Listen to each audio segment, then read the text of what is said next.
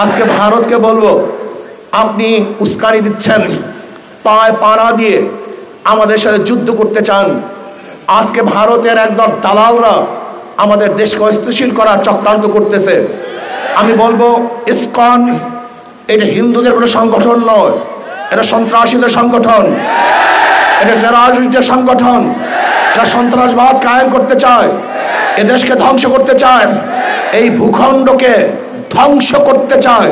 আমি অন্তর্বর্তী সরকারকে বলবো, ইসকনকে নিষিদ্ধ করুন। অল্প সময়ের মধ্যে ইসকনকে নিষিদ্ধ করুন। আর ভারতকে বলবো, আপনি আমাদের সাথে যে যুদ্ধ করতে চান, ভারত কোনোদিনই আমাদের সাথে বন্ধুত্ব পরিচয় দিতে পারে নাই। ভারত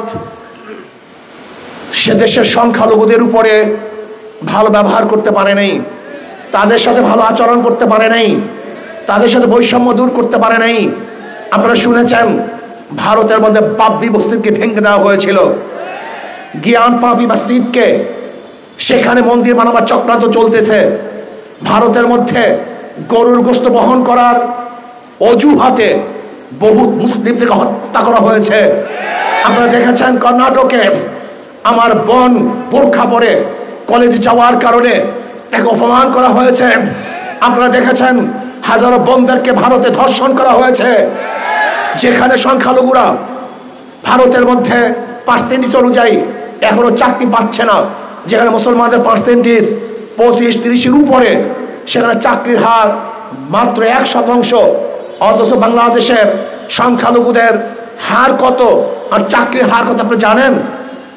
37% আজকে সংখ্যালঘুদের চাকরি, 37%।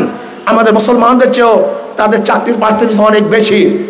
এরপর আমরা বৈষম্য করছি। অথচ যে ভারতের মধ্যে ধর্মীয় অনুষ্ঠান পালন করতে দেয় না, যে ভারতের মধ্যে ধর্মীয় মসজিদগুলিকে ধ্বংস করা হচ্ছে, যেই ভারতের মধ্যে বারবার হিন্দু মুসলিম দাঙ্গা সৃষ্টি করার জন্য উগ্রবাদীরা চক্রান্ত করছে, যেই ভারত আমাদের সাথে 71-এ বৈষম্য করেছে, 71-এর স্বাধীনতার পরে 30,000 কোটি টাকার সম্পত্তি ভারত লুট করেছে। আপনি কি জানেন 71-এ এই ভারত আমাদের বাংলাদেশ থেকে বাথরুমের ভালো ভালো টেপগুলি নিয়ে গেছে, বাথরুমের ভেসিনগুলি নিয়ে গেছে। যেই ঘরের মধ্যে ভালো আলমিরা ছিল, সেই আলমিরাগুলো পর্যন্ত ভারত নিয়ে গেছে। আপনারা জানেন ভালো গাড়িগুলি ভারত আমাদের থেকে চুরি করে ভারতই নিয়ে গেছে। আমাদের দেশের হাজার অস্ত্র ভারত ডাকাতি করে নিয়ে গেছে। ভারত আমাদের সাথে আজ পর্যন্ত ভালো বন্ধুত্ব পরিচয় দিতে পারে নাই। 25 সালা গোলামি চুক্তির মাধ্যমে ভারত আমাদেরকে গোলাম বানিয়েছে। ভারত ফরাক্কাবাদে বাদ দিয়ে আমাদেরকে মরুভূমিতে পরিণত করেছে। আমাদেরকে না খেয়ে মারার চক্রান্ত ভারত করেছে। আজ পর্যন্ত নদীগুলো 54 নদীর আজ পর্যন্ত পানির সমাধান ভারত করতে পারে নাই। দেখেন ইসকনকে নিয়ে আজকে ভারত আমাদের খাদ্য বন্ধ করে দিয়েছে, আমাদের সাথে তারা বাণিজ্য করবে না। চিকিৎসাও বন্ধ করে দিয়েছে, তারা আমাদের চিকিৎসা করবে না।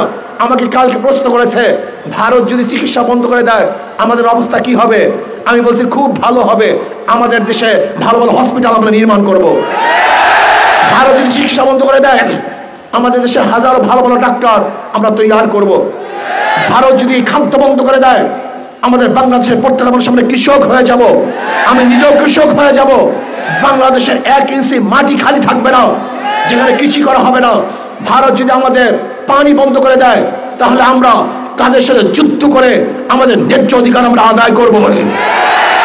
ভারত আমাদের সাথে যুদ্ধ করতে চায়, আমি বলবো থোড়াই কি আর করি ভারতকে। ভারত আমাদের সাথে যুদ্ধ কোনোদিন করবে না। যদি যুদ্ধ করার দুঃসাহস দেখায় তাহলে ভারতের কালো হাতকে ভেঙে দেব। যদি ভারত আমাদের সাথে যুদ্ধ করতে চায় তাহলে বাংলাদেশের প্রত্যেকটা নাগরিক তার ঐক্যবদ্ধ হয়ে ভারতকে এমন শিক্ষা দিবে, এমন পরাস্ত করবে, তাদেরকে এমন ভাবে পরাজিত করবে যে পরাজিত ভারত কোনোদিন দেখে নাই, দেখবে না ইনশাআল্লাহ। আমি বলবো ভারতকে, আপনি উস্কানি দিচ্ছেন। আপনার লোকজন আমাদের উপর হাই কমিশনের আক্রমণ করেছে, আক্রমণ করছে হাই কমিশনে নয়, বরং আমি বলবো বাংলাদেশে আক্রমণ করেছে। ভারত আমাদের পতাকাকে অপমান করেছে। আমি বলবো ভারতে বাংলাদেশের পতাকা অপমান হয় নাই, গোটা বাংলাদেশকে অপমান করেছে। ভারতে আমাদের উপ হাই কমিশনের মানুষদেরকে আক্রমণ করেছে, অ্যাসাল্ট করেছে। আমি বলবো সে আমাদের উপ কমিশনের মানুষদেরকে আক্রমণ করে নাই, বাংলাদেশের প্রত্যেকটা মানুষের উপর আক্রমণ করেছে, তারা প্রত্যেকটা মানুষকে আঘাত করেছে। আমি ভারতকে স্পষ্ট ভাষায় বলতে চাই, আপনার যদি দুঃসাহস থাকে আপনি যুদ্ধ শুরু করুন। আমরা আগে করতে চাই না, আমরা আগে লড়াই করতে চাই না। আমরা চাই পার্শ্ববর্তী প্রত্যেকটা কান্ট্রির সাথে ভালো ব্যবহার করতে, ভালো সম্পর্ক রাখতে। কিন্তু কেউ যদি আমাদের আঙ্গুল তুলে ওই আঙ্গুল হাতে রাখা হবে না। কেউ যদি আমাদের চক্ষু তুলে ওই চক্ষু শরীরের মধ্যে থাকবে না।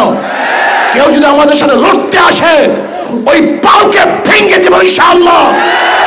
আমরা ভয় পাই না, বাংলাদেশের মানুষ কোনোদিন ভয় পায় নাই, কোনোদিন তারা পিছনে হটে নাই, হটবে না, বুক পাতবে, পিঠ দেখাবে না, রাজপথে রক্ত ঢেলে দিবে, কিন্তু কোনো অবস্থাতেই মাথা নত করবে না।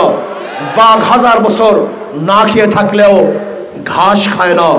বাংলাদেশের মানুষ উপবাস থাকলেও, ক্ষুধার্ত থাকলেও কাউর কাছে মাথা নত করে না।